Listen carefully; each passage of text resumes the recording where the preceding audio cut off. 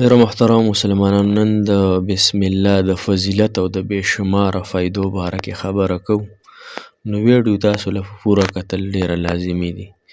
کوم پوره ونه کتل نو بسم الله د برکت نه به تاسو به په دې نه خبر نه شئ، نه به د دې د فضیلت نه تاسو ته پته ولګي. لهذا د بسم الله الرحمن الرحیم وظیفه راته انشاءالله ښیمه. او دومره غټه غټه علما پې دونه غټ غټ کتابونه لیکلي دي او دومره حاجتونو دپاره دي محترمو، چې بسم الله یو برکتي الفاظ دي د حاجاتو دپاره، د مشکلاتو دپاره، د غمونو تکلیفونو دپاره، د هر قسم حاجت دپاره ستاسو به پوره کیږي. خو دا په ډیرو بېشماره فایدو باندې منحصره ده او کم تعداد د کمو حاجتونو دپاره ویلی کیږي. دا تاسو ځان سره نوٹ کئ، زده یې کئ انشاءالله.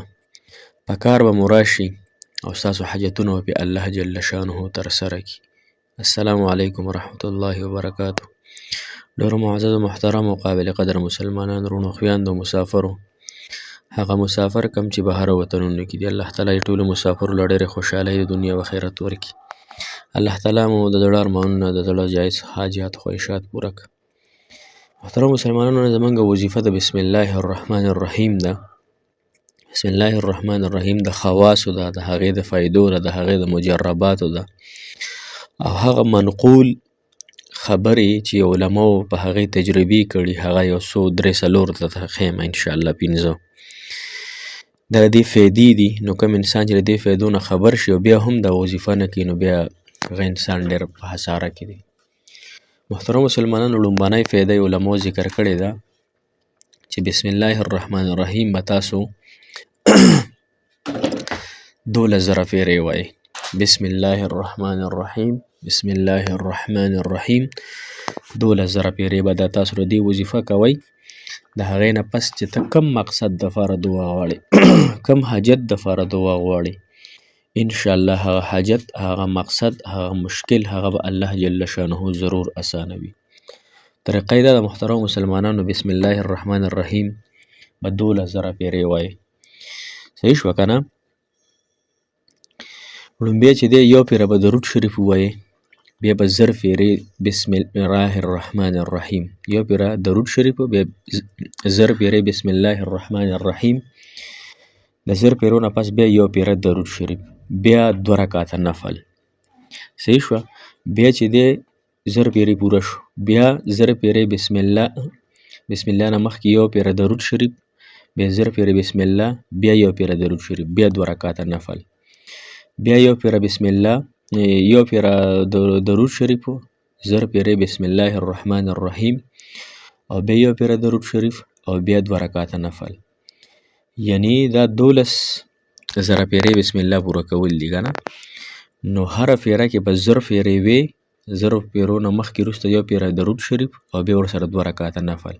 نو دا به 12,000 پیرې شي. صحیح شو؟ او رکعتونه به ورسره نفل پوره شي او بیا ګوره چې ستا حاجت الله تعالی پوره کوي. نو دویم چې کوم ترتیب دی هغه 786 مرتبه دی، 780 مرتبه.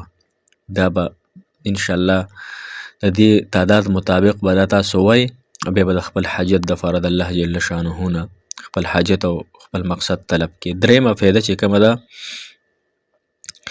چې کوم انسان 600 پیرې د بسم الله الرحمن الرحیم په یو کاغذ باندې ولیکي او دا کاغذ دی په خپل جیب کې ځان سره کړي، زنانه یې ځان سره کړي، دله به پیسې هم ډېرې راځي، دته به عزت هم میلاویږي، داسې بد سلوکي هم څوک نه کوي، د ده به هر سړی ډېر خیال او قدر ساتي.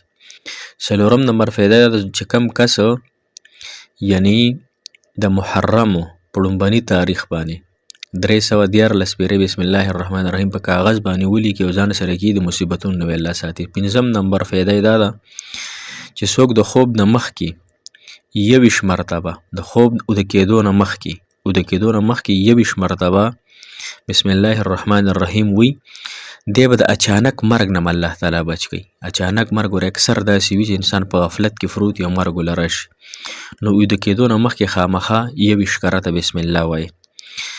6 نمبر فایده ده د محترم مسلمانانو چې کله هم تاسو د یو جابر یو د ظالم مخې ته ورشئ، که ستاسو کور کې وي، که بهر وي، که هر ځای کې وي، او تاسو 50 پیره بسم الله الرحمن الرحیم ووایي او په هغه وردم کوي شفې کوي ان شاء الله په هغه باندې به تاسو له الله تعالی غالب کوي په تاسو به غالب کیږئ او ستاسو له به الله تعالی وقار او مرتبه درکړي د هغه به مخکې اوومه پیدا یې دا د محترم مسلمانانو چې 786 مرتبه دا وویلی شي په اوبو باندې دم کړی شي او هغه یو انسان له یو ماشوم له ورکړی شي یو ماشومې له ورکړی شي هغه ذهن به الله تعالی قوي کړي به دومره ذهن کمزوري ذهن ول به ان شاء الله تعالی ډیر زیات ذهن تیز کړي اخیری پیدا ده د محترم مسلمانانو چې بسم الله الرحمن الرحیم ډیر د برکات ډیر زیات دې برکات ډیر زیات فائدې دي نو کوم انسان چې دا وی الله تعالی به جهنم د هغه فرشتي